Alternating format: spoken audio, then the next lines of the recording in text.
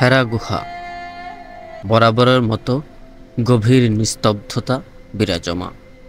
শুধুমাত্র কখনো সিজদাবনত, কখনো ধ্যানে মগ্ন অবস্থায় আছেন আমার আপনার প্রিয় নবী রহমাতুল্লিল আলামিন মুহাম্মদ সাল্লাল্লাহু আলাইহি ওয়াসাল্লাম। ইতোমধ্যে হাজির হয়েছেন হযরত জিবরিল আমিন। পরম করুণাময় মহান রাব্বুল আলামিনের নিকট থেকে নিয়ে এসেছেন সেই ঐশী বাণী আল কুরআন। হে রাসূল সাল্লাল্লাহু আলাইহি সাল্লাম, বলছেন জিবরিল আমিন, মহান আল্লাহ রাব্বুল ইজ্জত ওয়াল জালালের পক্ষ থেকে আপনার সহধর্মিণী খাদিজা রাদিয়াল্লাহু তাআলা আনহাকে জানাবেন সালাম। আমি জিবরাইলের পক্ষ থেকে জানাবেন সালাম, আর তাকে সুসংবাদ দেবেন জান্নাতের। বলবেন সেখানে তার জন্য নির্মিত হয়েছে সুশোভিত মুক্তোর তৈরি প্রাসাদ, যেখানে থাকবে না কোনো ক্লান্তি। সুবহানাল্লাহ। উম্মুল মুমিনিন খাদিজা রাদিয়াল্লাহু তাআলা আনহা এর এমন মহান কীর্তি, যাকে সালাম জানান স্বয়ং মহান রাব্বুল আলামিন। ফেরেশতা জগতের দিগ্গজ সর্দার হযরত জিবরাইল আলাইহিস সালাম আবার ধরাতে অবস্থান করেই পান জান্নাতের অগ্রিম শুভেচ্ছা। সুবহানাল্লাহ। এ কেমন কীর্তি ছিল তার, কতটা মহান আর কতটাই না শ্রেষ্ঠ।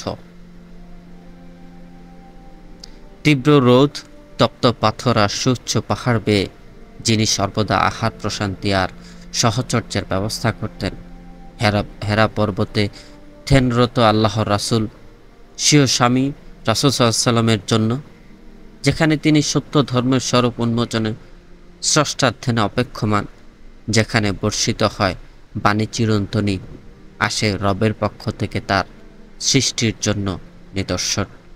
আর প্রিয় হাবিব সাল্লাল্লাহু আলাইহি ওয়াসাল্লামের উম্মতের পেরেশানি থেকে মুক্তির উপায়, সেই মহান কর্মযজ্ঞের যিনি রসদ যোগান দেন, তিনি হযরত খাদিজা রাদিয়াল্লাহু তাআলা আনহা। তিনি রাসূলের ক্লান্তি, অবসাদ আর ক্ষুধা পিপাসা নিবারণে উঁচু নিচু পাহাড়ের বন্ধুর পথ মারিয়া আসেন। তো সেই প্রেক্ষাপটেই আল্লাহ তার প্রিয় সৃষ্টি হযরত খাদিজা রাদিয়াল্লাহু তাআলা আনহাকে সালাম জানালেন, যার পক্ষ থেকে আসেন সকল রহমত, কল্যাণ, শান্তি। তিনি যদি সেই রহমত বর্ষণের দোয়া করেন, তাহলে যার জন্য দোয়া করছেন তার মাকাম কতটুকু! আল্লাহু আকবার, অকল্পনীয়। আমাদের মা খাদিজাতুল কুবরা রাদিয়াল্লাহু তাআলা আনহা যখন রাসূল পাক সাল্লাল্লাহু আলাইহি ওয়াসাল্লামের নিকটে এলেন, তখন তিনি বললেন, হে খাদিজা, তোমার জন্য সুসংবাদ।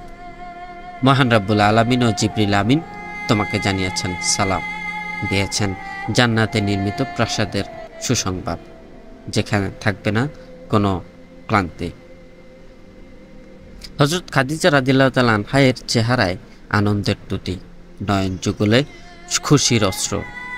উত্তর দিলেন, আল্লাহই সালাম, নিশ্চয়ই সকল শান্তি আল্লাহর পক্ষ থেকেই আসে। আর জিবরিল আমিনকেও জানালেন, ওয়া আলাইকুম সালাম, তার উপরে অবর্ষিত হোক শান্তির ফুলকুধারা। সুবহানাল্লাহ। তবে শুধুই কি অতি কষ্ট স্বীকার করে আরবের এই মহিয়সী ধনী ও সম্ভ্রান্ত নারী আল্লাহর রাসূল সাল্লাল্লাহু আলাইহি ওয়াসাল্লামের জন্য আহার পানীয়ই সরবরাহ করতেন, নাকি আরো অনেক ত্যাগ? দুজাহানের বাদশা নবী ও পুরো বিশ্ব জগতের মালিকের সত্য দিন প্রচারের জন্য তাকে স্বীকার করতে হয়েছিল? চলুন আজকে আমরা অতি স্বল্প পরিসরে আম্মাজান খাদিজা রাদিয়াল্লাহু তাআলা আনহা এর সম্পর্কে জানব।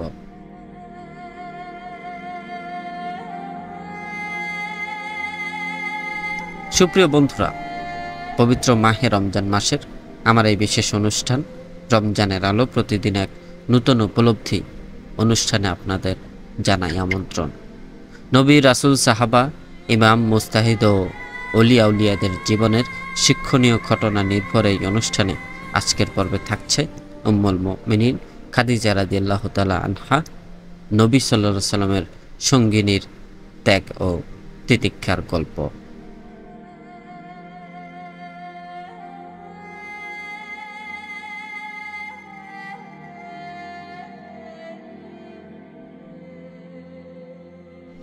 আল্লাহর রাসূল সাল্লাল্লাহু আলাইহি ওয়াসাল্লামের আরেকজন শ্রেষ্ঠ স্ত্রী উম্মুল মুমিনিন হযরত আয়েশা সিদ্দিকা রাদিয়াল্লাহু তাআলা আনহা খুবই অল্প বয়সী। তার আচরণে রয়েছে তরুণ বয়সের কথার চাল চলন। তিনি সবসময় রাসূল পাক সাল্লাল্লাহু আলাইহি ওয়াসাল্লামের থেকে হযরত খাদিজা রাদিয়াল্লাহু তাআলা আনহায়ের প্রশংসা শুনে কিছুটা ঈর্ষা অনুভব করতেন। সুবহানাল্লাহ। ভালো হওয়ার আর উত্তম হওয়ার এক মৌন যুদ্ধে থাকতেন আম্মাজান আয়েশা, যার জন্যই নিছক তরুণ বয়সী এই ঈর্ষা। একদিন আল্লাহ রাসূল সাল্লাল্লাহু আলাইহি সাল্লাম আম্মাজান আয়েশা সিদ্দিকা রাদিয়াল্লাহু তাআলা আনহায়ের গৃহে অবস্থান করছেন।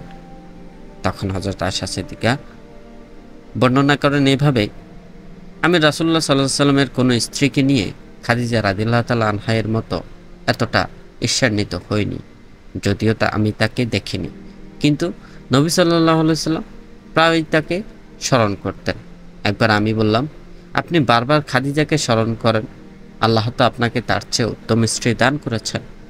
তখন নবী করিম সাল্লাল্লাহু আলাইহি সাল্লাম বললেন, না, আল্লাহর কসম, তিনি উত্তম ছিলেন। তিনি তখন ঈমান আনেন যখন সবাই কুফরিতে লিপ্ত ছিল। তিনি তখন আমাকে সমর্থন দেন যখন সবাই আমাকে প্রত্যাখ্যান করেছিল।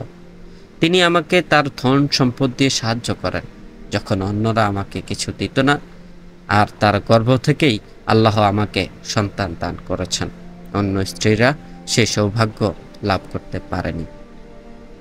সুবহানাল্লাহ। রাসূল সাল্লাল্লাহু আলাইহি ওয়াসাল্লাম এই একটি হাদিসই আল্লাহ রাসূল সাল্লাল্লাহু আলাইহি সাল্লামের অনেকটাই পরিষ্কার করে দিয়েছিলেন যে তার স্ত্রী হযরত খাদিজা রাদিয়াল্লাহু তাআলা আনহা কতটা সম্মানিত ও ইসলামের জন্য ত্যাগ স্বীকার করেছিলেন। ইনশাআল্লাহ পরবর্তী পর্বে আরও বিস্তারিত আলোচনা করব। আজকের মতো এখানেই শেষ করলাম। আশা করছি পরবর্তী পর্বে আপনারা থাকছেন বইয়ের মলাট চ্যানেলের সাথে।